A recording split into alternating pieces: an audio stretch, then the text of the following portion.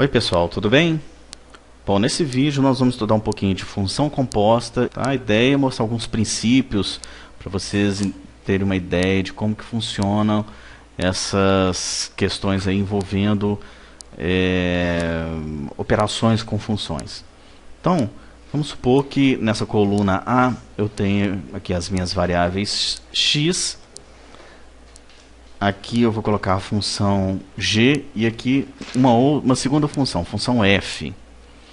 Vocês já sabem, nós já vimos isso em outra videoaula, que a função ela estabelece uma regra de correspondência, certo?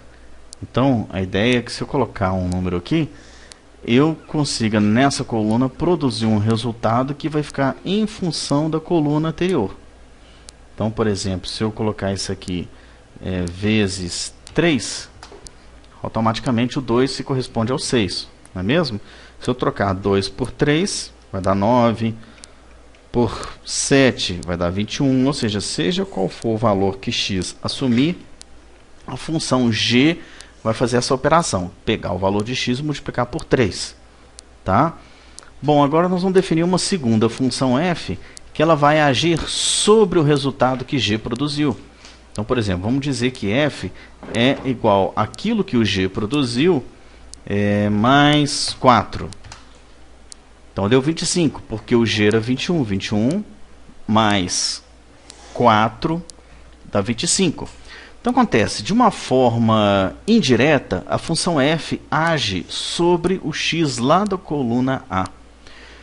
Quando eu pego o x, eu aplico a função g, produz um resultado. Aí vem a função f e age sobre o resultado de g. Então, eu posso dizer que, de uma forma ou outra, f indica uma função que depende de x. Porque se eu mudar o valor de x, a f muda. Olha, qualquer que seja o valor que eu colocar aqui, eu vou produzir um valor diferente para f. Tá? F, na verdade, ela depende via a função g. Então, quando isso ocorre, a gente chama isso de função composta e denota desta maneira. Então, isso aqui é f composta com g. É sempre a última composta com a primeira. Tá? Então, a f composta com g é uma função que age sobre o domínio que está aqui e produz uma imagem que está aqui. Tá? Então, no nosso caso aqui, o que a f composta com g faz? Ela pega um número,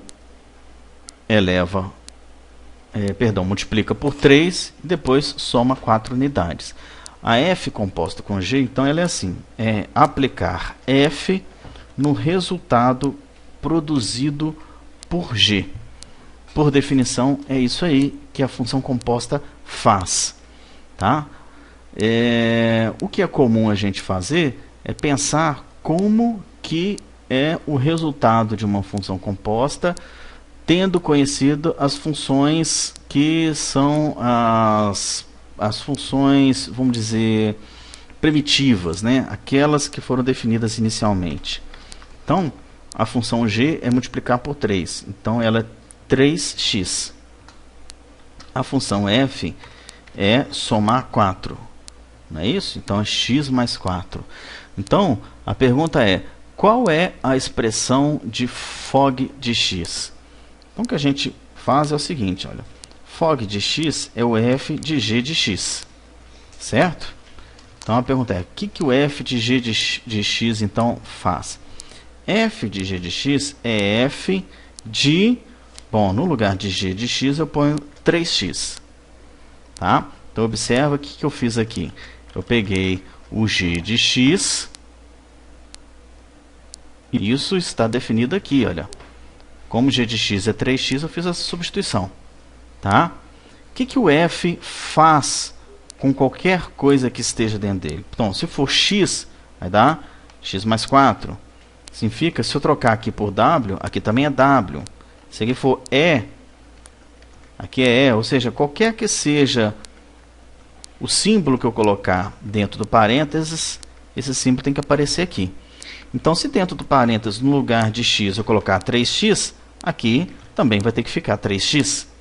Então, f de 3x é igual a 3x mais 4. Então, o exercício que é comum ocorrer no caso de função composta é exatamente esse. Dada duas funções, como achar a regra que implica na composição dessas duas funções. Ok? Então é isso aí.